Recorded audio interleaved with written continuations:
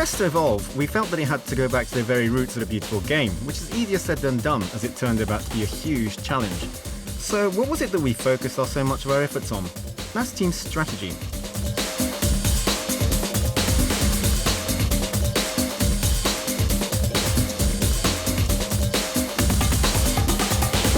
First thing we've done is to overhaul our AI.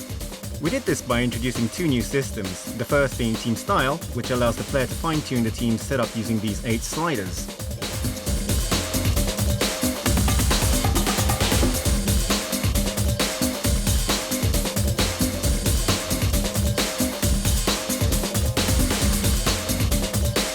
Let's see what happens if we mess around with player support.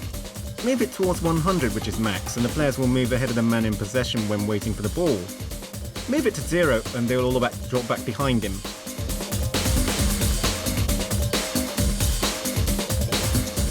You see it? Set it to 90 and players overtake the man in possession to receive the ball further upfield. Tactical changes take effect immediately, and that is something we worked very hard on.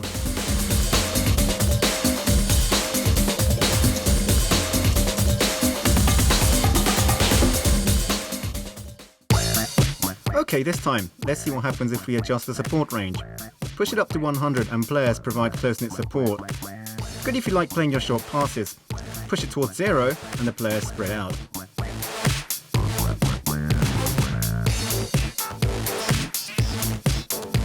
We've set it to 10 this time.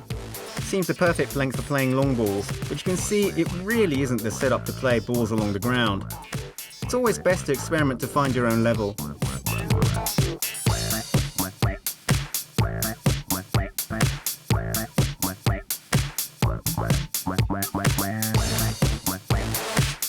First, let's take a look at the 4 offensive sliders.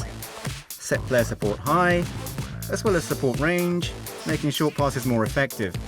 Position switches frequent, and attacking style more towards using the flanks, as Barca are a side that likes to play with width.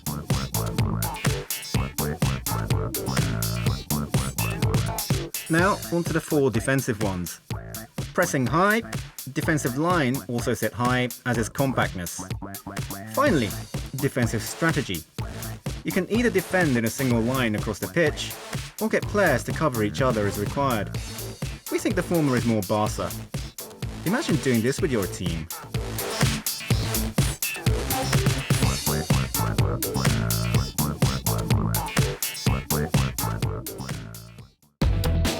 Now, on to the second of the major additions, which are the cards, of which playing style cards are the most significant. While these cards give players a unique edge, it won't boost their parameters in any way, but they certainly provide you with more tactical options.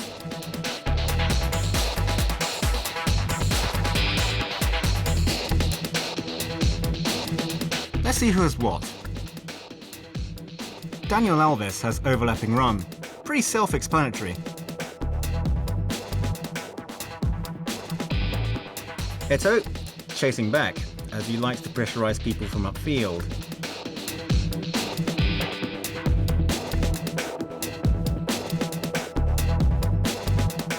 Henry likes to shoot across goal inside the 18-yard box, so cut-back pass.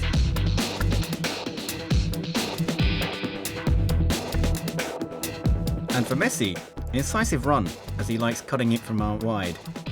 Playing style cards can also be switched off for tactical reasons. There are bound to be times when you want your team to be defensive.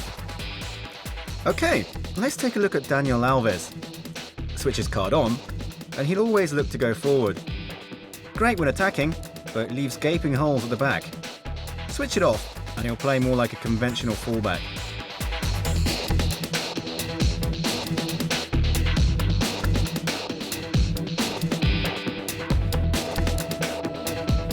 In PES 2010, there's a huge range of tactical cards.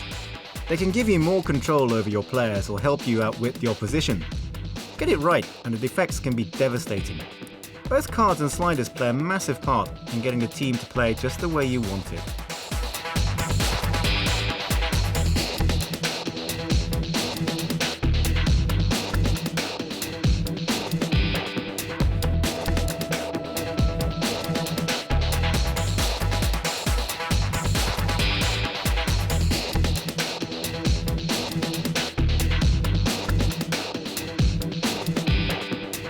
So these are some of the ways in which PES is evolving. It gives you, the player, a much greater level of control in setting up the team. We hope that fans can find honing the tactics and settings to perfection through many hours of play and the odd sleepless night a rewarding experience in creating your own winning formula.